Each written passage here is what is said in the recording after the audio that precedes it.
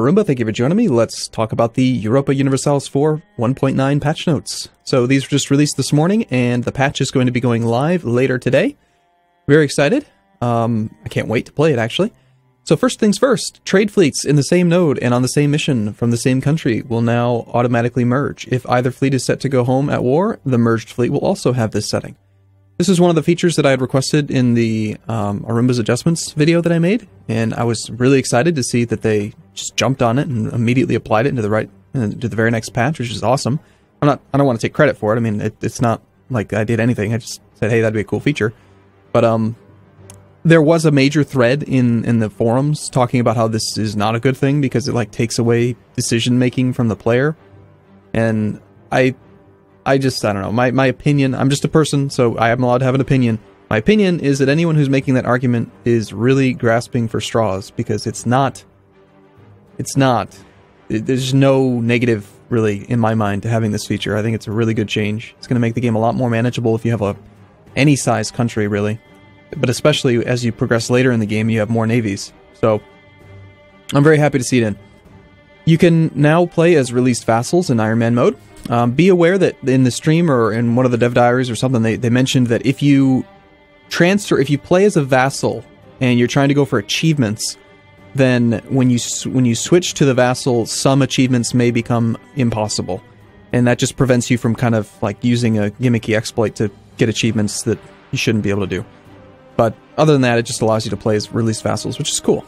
Implement a new system for disasters, moved the Peasants' War, internal conflicts, religious turmoil, Count's Feud, War of the Roses, liberalism, and revolution event chain to be disasters. Again, this is a feature that, I swear, Paradox just keeps getting better and better and better at making the game better. Like it's like they listen and they care, and I can't say enough good things about the development team at Paradox right now that's heading up EU4 and the people who are working on the game. Kudos to you, you're all awesome. One of the major complaints that I had in the previous versions of the game was that you would get into these events, and unless you were the type of person who would go and read the event files, you would just be stuck in them, and you would never know, like, how the hell do I get out of this goddamn Peasants' War? Or how the hell do I get this stupid Imperial thing to go, or like, whatever, the aspirations for liberty, like, make it go away! And you either had to look it up in the wiki, or you had to look it up in the game files, and you had to, like, actually know a little bit about coding to even be able to understand what the damn event meant. And now, this system will make it much, much simpler to understand how those things are happening and where they're coming from. Again, it's not like taking away the mystique of the game or anything, it's just making it more transparent, which is good. Transparency in a game, especially a strategy game, is good. You need to be able to make conscious decisions about what to do, not just be blindsided by random events that you have no control over. So, very, very cool change. I can't wait to try it out. Added in 20 new achievements. That's cool. We're going to go for some of those. Added national ideas for Sukhothai, Khmer, Shan states, Canada, Quebec, Mexico, Transylvania, Zaporozhye, and Chinese states. Added sets of dynamic historical events, DHEs, for Kilwa, Orissa, and Kanem-Borno. Expanded the dynamic historical events for Hungary, Ming, Austria, Poland, Venice, and the Netherlands. Added a large set of flavor events for the steppe nomads. East Asian culture group renamed to Chinese. Han, now divided into a number of smaller cultures. Added Chinese Revolter nations, based on new cultural division. Added events for the creation of Sokoto. And added Fulani Jihad events. Now, before we go too much further down this list, I do want to just briefly mention that I did cut some of the patch notes out that are kind of not relevant to most players. So things like user modding and scripting and changes that aren't going to apply to most people. We're not going to talk about those. But if you want to see the full patch notes, follow the description, the link in the description down below to go to the forums, and you can read every single changelog. But there's not too much that was removed. Game balance, autonomy, and cores. You no longer automatically get cores on provinces that are colonized that are on the same continent, and instead you have to pay half the normal coring cost to turn them into cores. This is awesome. This should just be up in the free features count. It's so good. In my opinion, because one of the things I hated about 1.8, and again, you can only like love or hate something that matters to you. So when I say one of the things I hated, I'm not saying like, oh, EU4 is a bad game and I hate it. No, I'm saying I love EU4 so much, and there's just minor things that bother me about it that I would like to be different. But it only mattered to me because I cared. So anyway, one of the things that bugged me about it was that you could colonize, or if you're playing as like a step horde or something, or you're playing as Ming, and you'd have this autonomy floor, and there was just nothing you could do about it. It'd always show up as yellow on the map, and it would just drive you nuts. And colonization felt nerfed, even though they increased the number of provinces and increased the overall amount of base tax in the game. I can see why it was originally introduced, but now the point is, long story short, it's gone. So now you essentially get half of the province for free, but then you have to pay half the coring cost to pay for some of that extra expansion. But removed the minimum autonomy on same continent colonies. That's the exciting thing. So you can see in my Songhai campaign with Mathis Northern and Quill 18 that I'm going to get much stronger soon. You now only have to pay half the normal coring cost for overseas provinces. Another, I think, very good change, because you used to have to pay full cost, but you'd only get 25% autonomy, or well, 75% local autonomy, which meant 25% of the income, production, manpower, all that stuff.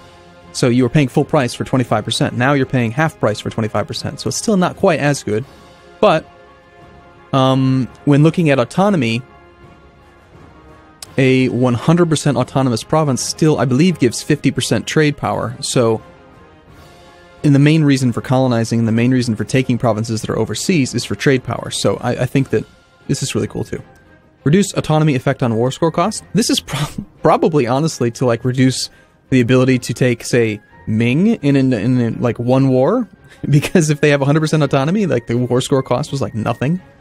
It'll be interesting to see exactly how much it was reduced, but... Embassy no longer gives 10% hostile core creation, but instead increases diplomatic relations by 1. This is a pretty major change. Pretty much every country is going to have an embassy at around, like, what is it, Tech 6 or 7. So that means that every country in the game is going to have an extra diplomatic relations slot. That's very significant, not just for the player. Because the player, something that you need to keep in mind is that the AI reserves its last diplomatic relations slot for the player.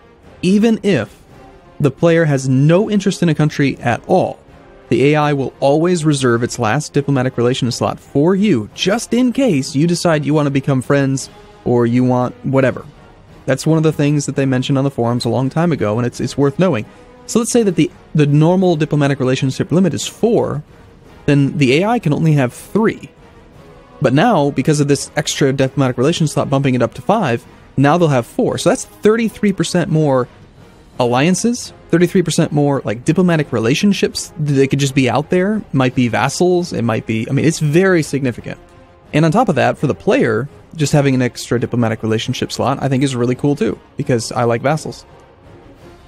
Colonial nations now only buy provinces in their own colonial region. So what this does, this just removes the exploit, I guess you could call it, where instead of having multiple colonial nations, you could build a mega colonial nation by just selling individual provinces to your existing colonial nation, instead of allowing 5 core provinces to show up in a new colonial region.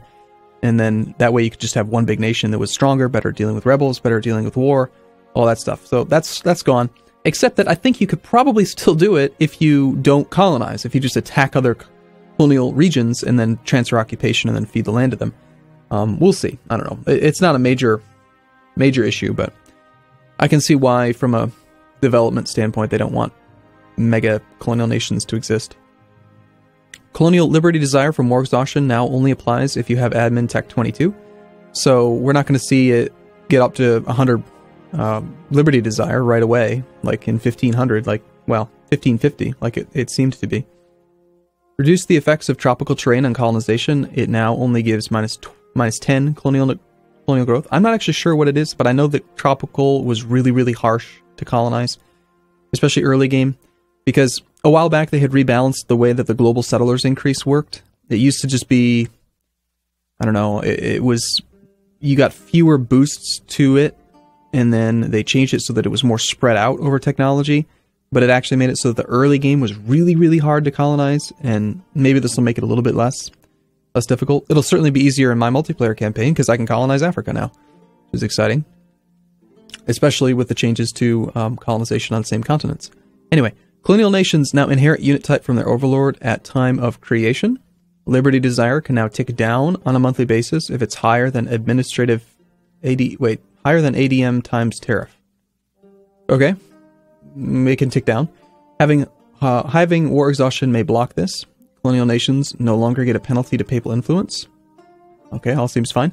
What I'm really hoping for is that I'm still not seeing a change in the patch notes about colonial nations not assisting their overlord against other colonial nations.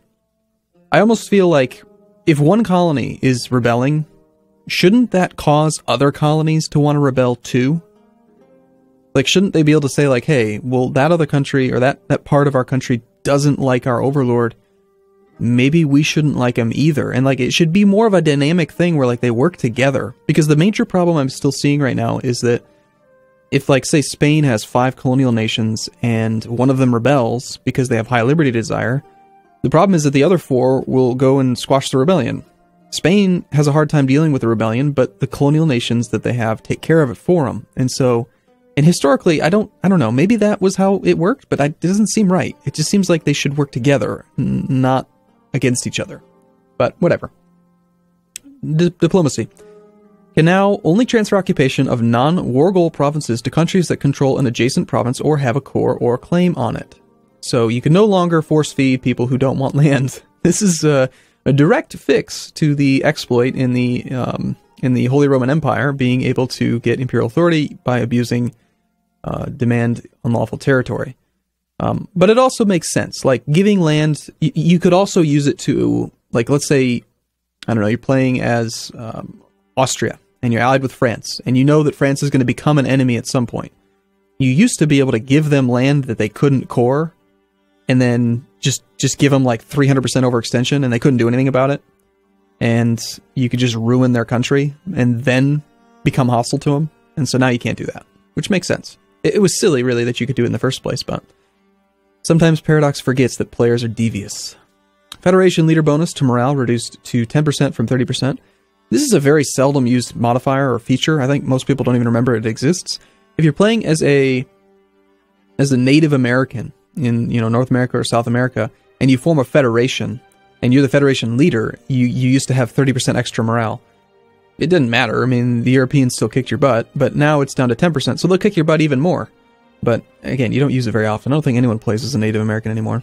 It was interesting when the patch came out originally, and then now I haven't played it since, at least. A coalition can no longer take vassals or protectorates as part of the peace deal in a coalition war. You can no longer guarantee a country unless you have at least twice their economic and military power. Countries with less than 50 total base tax can no longer be counted as a great power, regardless of score gain.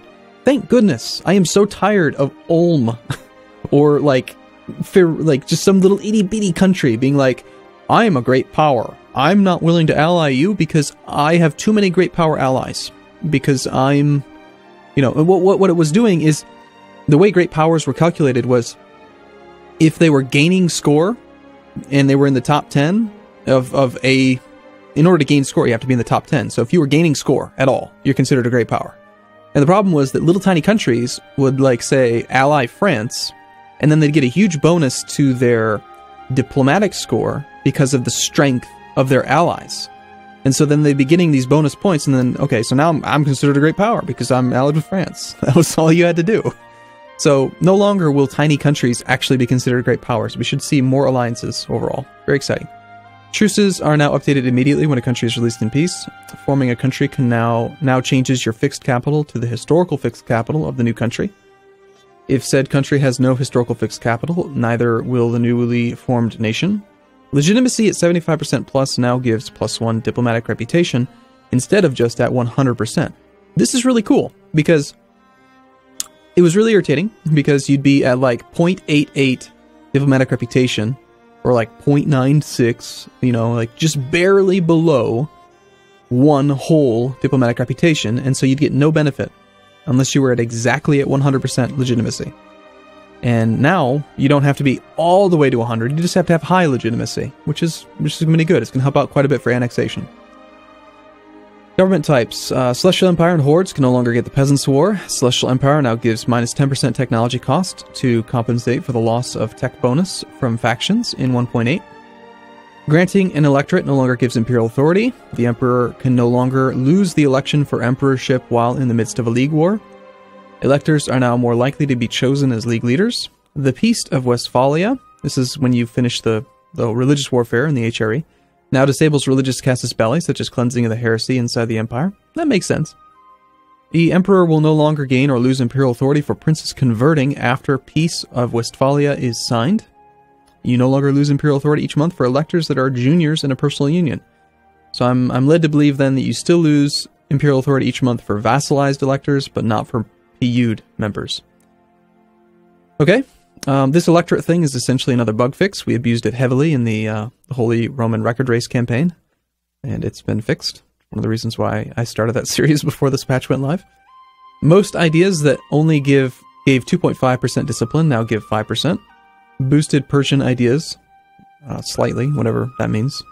Revised Ming national ideas. Luongo and Ndongo now use Congo ideas.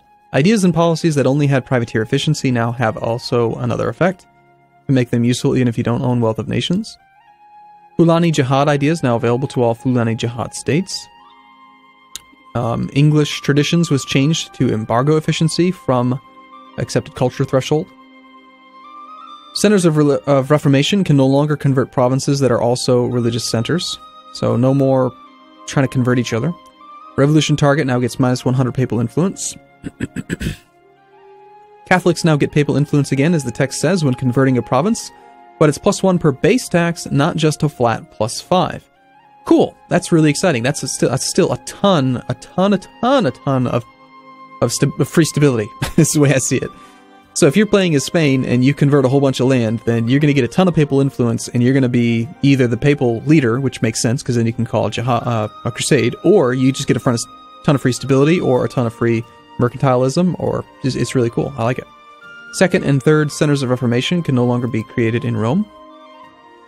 Revolts. Loss of the Mandate of Heaven now makes nationalist and patriot rebels much more common. The Mandate of Heaven now makes nationalist and patriot rebels much less common in provinces of your culture group. The effect of friendly regiments on local unrest now scales to land maintenance slider. This is a good change. I felt like it was kind of cheap that in the previous patch, you had to have high maintenance because there was a chance that an army could rebel, and if you had low maintenance, then your armies would lose to the rebels. And then in this patch, in 1.8, as long as you parked your armies there, you could just lower maintenance down to 0, because you knew when the rebel would fire, and as soon as it got to like 90%, then you'd raise maintenance just in case. But it felt cheap that you could get the full benefit of minus unrest from friendly regiments with no maintenance. So this does make sense to me. If you have high revolt risk, you should probably have to pay your troops to reduce the maintenance, to reduce the unrest.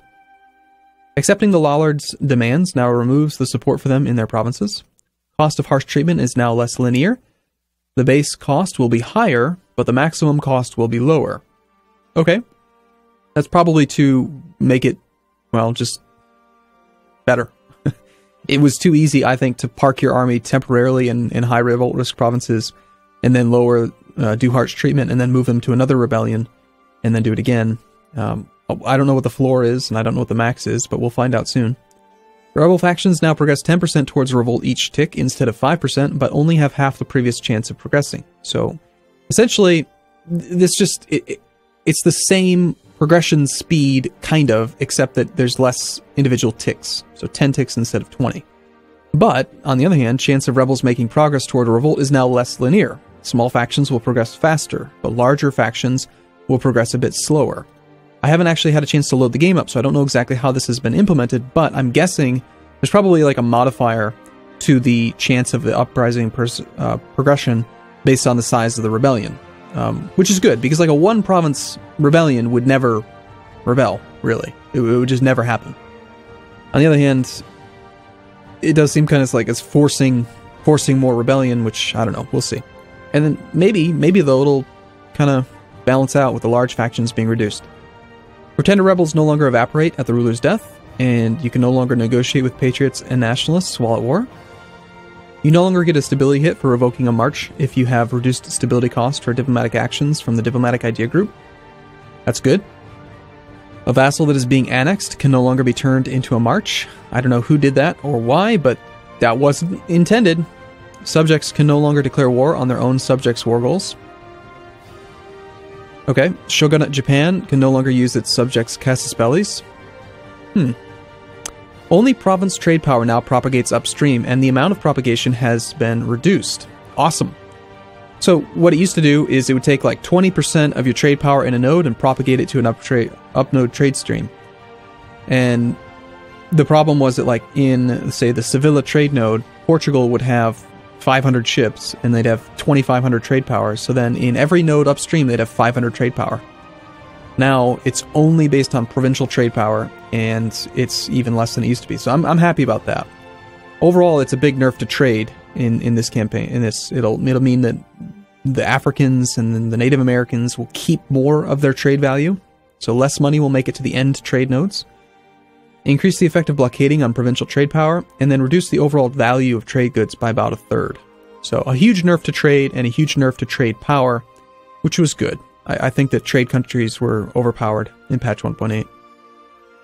Exiled units are now blind and will not reveal Fog of War in their own or surrounding provinces. This is basically to fix an exploit where players would intentionally leave a one stack exiled, and they would just move it around wherever they wanted to scout, which is fine. The AI would never do that. It was only a player exploit. The AI will now always reject requests to return unlawful territory. This seems a bit radical. I mean, what's the purpose of that, really, if they'll never say yes? I feel like they should say yes sometimes. But okay. I mean, it's kind of like the way that they handled the loans. Remember a few patches ago when players were offering loans to AI, and the AI would sometimes not repay them, and then you'd get a free casus belli. And then they were like, well, we don't want you doing that, so no more loans. Just period. We're going to completely gut this feature from the game. This feels similar to that, in my opinion. It's like, it's just such a harsh reaction to the Imperial Authority exploit was already fixed in two different ways. Number one, you can't give wrong provinces to people, and number two, you don't get Imperial Authority for demanding it.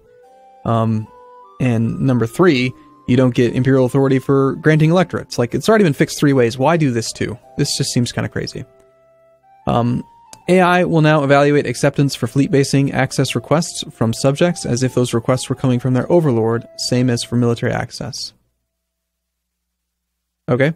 Subjects should now be more likely to listen when you tell them to besiege a particular province. Okay, how much more likely? We'll see. The AI is now more inclined to join a league of their religion if they are the owner of a center of reformation. More priority on sieging provinces owned by the enemy war leader. Fixed a bug where the AI would count having too many of a particular ship type as a negative reason toward buying a fleet, even if that fleet had none of that ship type. Fixed a bug where the AI would suicide declaration of war a recently vassalized country due to preparing them for the war before they were vassalized. Fixed another bug caused another cause of exiled armies not going home after war. That's good. Those 100-year armies that just sort of hang out doing nothing will finally go home. Fixed a bug where a very small AI country would refuse to build units because they were erroneously calculating that they were already building too many units. Fixed a bug where the AI would refuse to peace out enemy war leaders before 5 years was up, even if they already had 100% war score. Fixed a bug where the AI would wait a long time before coring provinces. Fixed a bug where the AI would accept transfer trade power peace offers that it had no interest in. Fixed a potential crash. Fixed a bug where the AI would repeatedly start and cancel movement of armies. Fixed a bug where the AI would repeatedly start and cancel the movement of fleets. Fixed several causes of frozen armies. This is interesting. Revolt Alert now warns you of factions with more than 50% progress towards revolt, down from 80%. This makes sense because, it goes by 10% increments now instead of 5%. Religions that cannot form personal unions will no longer get disputed succession alert. Added an alert for the Emperor when a nation holds unlawful territory. So this is awesome. This is really good. Except that this is silly, because now all it's doing is, okay, so the AI takes province, you demand unlawful territory, make the province suck for them, and it gives you a casus belli to attack them if you're the Emperor, and it makes all the other people in the Empire dislike you. So it's really, really good that you'll know when a country holds a province that you need to click that button on. But I just think that this was too harsh. I think the AI should still be willing to accept sometimes. All modifiers now shown correctly in Convert Religions. I think that this means that it's going to show the summary of the modifiers. I'm hoping that's what that means. Interregnums are now always displayed as such. The tutorial and exit menu buttons are now aligned with other buttons. Game version is now shown on the launcher. Browse button under Content Views DLC tab now shows the E4 Steam page. Added a label for compressed game data. Clicking an event option no longer unpauses the game if it was paused by the player. Added an icon for Navy mothballed status in the outliner. That's cool, so you can see in the outliner if a Navy's mothballed at a glance. When music plays is now more random and individual songs will repeat less. Cool, maybe I can turn Guns, Drums, and Steel back on. Transfer Occupation is now its own button instead of using the Occupier shield. This is good because I think some players didn't even know that button was there. Added a Trade Company button in the Province Colony view. That's cool.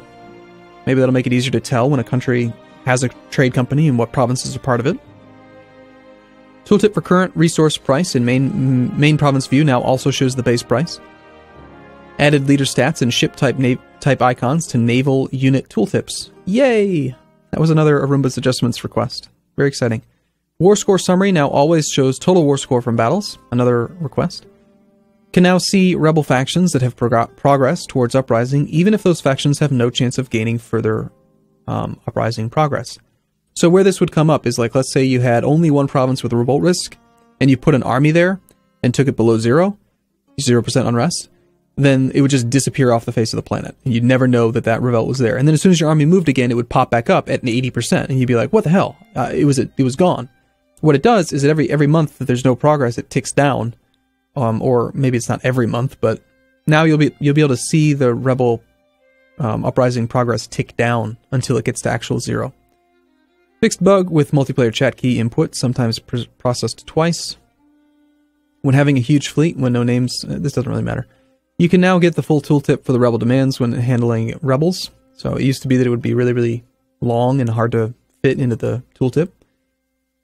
The pop-up that tells you when rebel demands are what the rebel demands are when they are enforced will no longer be cut off if it's too long. Fixed bug where the line break would sometimes flip characters in multiplayer chat. Optimized the trade map mode. Fixed a bad tooltip if trying to build all mercenaries in a province that is being besieged. The values in the template creator now reset to 0 when you are trying to create a new template. Truce, warning, guarantee, and other diplomatic states that expire at the end of the month will now correctly say that they expire at the end of that month. Added tooltip to the automatic fleet transportation toggle to show if a navy is already on an automatic fleet transport mission. The automatic transportation and allied transportation buttons are now disabled if the unit has no transport ships. Kind of makes sense. You can no longer send missionaries to provinces that are being converted by a nearby center of reformation. Events. Fulo, Funj, Ashanti, Sulu, and Janjira now spawn units when they break free. So no longer can you just immediately jump on Funj the second they spawn and just attack a defenseless country. They'll actually have troops now. Pacta Conventa no longer reduces Poland's number of diplomats by 1. This would have been nice in my previous campaign. The Iberian wedding can now occur anytime between 1450 and 1530. I believe that extended the time frame by 30 years, making it more likely. Increase the frequency of Patriarch Authority events. So if you're playing as an Orthodox country, we'll see more of those events. Events that gave very low amounts of local autonomy now give more. This, I think, hopefully it's like one of the ones where you'd have an event that would increase local autonomy by 0.05 per month. But if you were at peace, you'd have a reduction of 0.1, so you'd actually see nothing. Hopefully it's going to make those events a little bit more interesting. I do think local autonomy needs to go up sometimes, but ideally you want to try to get down to 0, of course. Centers of trade in inland provinces now have their own type of modifier, which does not increase naval force limits. So you cannot get naval force limits from inland centers of trade. New trade goods in 1.8 now have manufactories. Good. Restored tooltips on the diplomatic action for when you can annex and integrate subjects. Good. Fixed a bug where that was a Arumba's adjustments request. Fixed a bug where allies on the side of the attacker in a rebel support war would be hostile to the supported rebel faction. So now, if you declare war on a country in support of rebels, your allies will not go and wipe the rebels. They'll actually help the rebels, which is really good. Patriot rebels are now only friendly to the country that they want to defect to. Hopefully that doesn't conflict with this line. It's no longer possible to increase local autonomy in your capital. This is a bug, really, because you can't... it is a bug. I mean, it's in the bug fixes category. You cannot have autonomy in your capital. It's always at 0%. But you could increase local autonomy, which would reduce revolt risk in your capital by 10%, even though the autonomy wouldn't go up. So you can't do that anymore. And these two, I added the exclamation points because I think they're massive. I don't know how they're just at the very bottom of the list, but they're amazing. Fixed a bug where cost of reinforcement would not scale down to the actual number of men being reinforced if your manpower was lower than the monthly reinforcement rate. Holy crap! The game's been out for like a year plus, and it's now being determined that this was a bug? This has been going on for a year, and now it's being fixed? Like, I've complained about this for so long. It's such a frustrating thing. Like, your monthly manpower recovery rate might be 500, and you need, like, 10,000 men. And so it charges you for the reinforcement of 50 stacks, none of which are actually getting any troops, and you're paying full maintenance for the reinforcement, despite the fact that there was no reinforcement happening. And now it's just, oh yeah, that was a bug. We fixed it. Well, it's about freaking time. Oh my god, it's huge. It's just huge. I'm so happy. I couldn't be more happy about this change. Fixed a lot of bugs where the automatic fleet transport and made in a new, more reliable queue system. Armies will now choose the automatic fleet transport if possible and better, even when they are exiled. That should help out the AI. And this one, I think, is also huge. Control clicking when ordering a move order will now force automatic fleet transportation if possible. So it used to be that if you had a land connection to a province, you'd have to manually load ships. And sometimes you wanted to, say, jump across from Tangiers to, I don't know, some province in Spain, and you'd have to walk around. Now you can force them to use automatic fleet transport. It's really cool. It's worth memorizing that control click. So you got shift clicking to queue travel paths, and now you have control clicking to force automatic fleet transportation. So that is the end of the summarized list. Hopefully this video wasn't too long. Fantastic patch. Can't wait to play it.